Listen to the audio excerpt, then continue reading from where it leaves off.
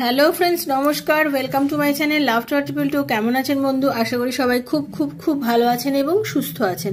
আপনাদের সবার ভালো লাগা, ভালোবাসা এবং সুস্থতাকে কাম্য করে প্রত্যেক দিনের মতো আমি চলে এসেছি আপনাদের সামনে নতুন একটা রিডিং নিয়ে। কেমন আছেন? সবসময় পজিটিভ থাকবেন, পজিটিভ চিন্তাধারার মধ্যে থাকবেন, নিজেকে ইমপ্রুভ করার চেষ্টা করবেন। আপনি নিজেকে যত ইমপ্রুভ করবেন আপনার চারিদিকটা তত ইমপ্রুভ হবে। ওকে, আপনি নিজেকে ইমপ্রুভ করুন।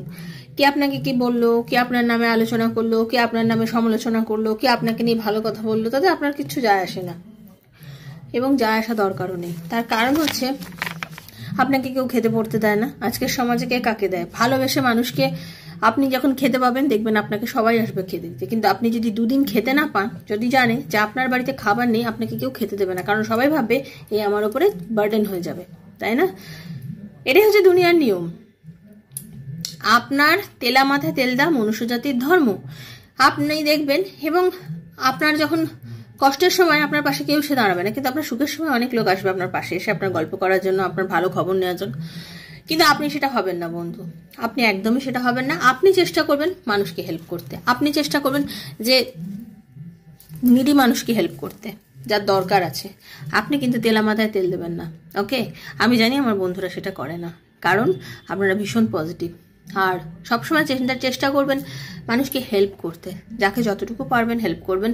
ঈশ্বরের এমনই প্রতিদান, আপনি যখন হাতটা দিয়ে কাউকে হেল্প করছেন, এই আমাদের হাতটা না ইউনিভার্স, ঈশ্বর তখন কি মনে করে যে এ বাচ্চা আমার হাত বাড়িয়েছে আমার থেকে হেল্প নেওয়ার জন্য, তখন ঈশ্বর তার হাতটা চেপে ধরে। ঠিক আছে, কাউকে খাবার দিয়ে, কাউকে বস্ত্র দিয়ে, কাউকে সবকিছু দিয়ে, মানে যার যেটা প্রয়োজন তাকে সেটুকু দিয়ে হেল্প করুন। যখন আপনি কাউকে হেল্প করবেন জেনে রাখবেন তার ডবল আপনাকে ঈশ্বর পাঠিয়ে দেবে, ডবলের ডবল। মানে আপনি নিজেও বুঝতে পারবেন না যে কোত্থেকে সেই জিনিসগুলো আপনার কাছে এসে পৌঁছে দেয়।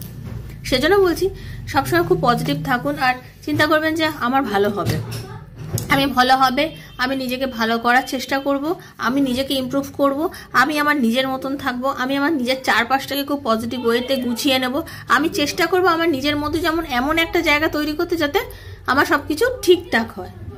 আমাকে নিয়ে কে কি বললো, আমাকে নিয়ে কে কি করলো আমার দেখার দরকার নেই। কোনো কিছুতে মনের জোর হারাবেন না। মনের জোর এমন একটা জিনিস, সেটাই আমাদের সব থেকে কিন্তু জোর, জানেন তো? মনের জোর, মনের জোর। নিজেকে শক্ত বানানো, নিজের আত্মাকে শক্ত বানানো, নিজের চিন্তা শক্তিকে শক্ত বানানো।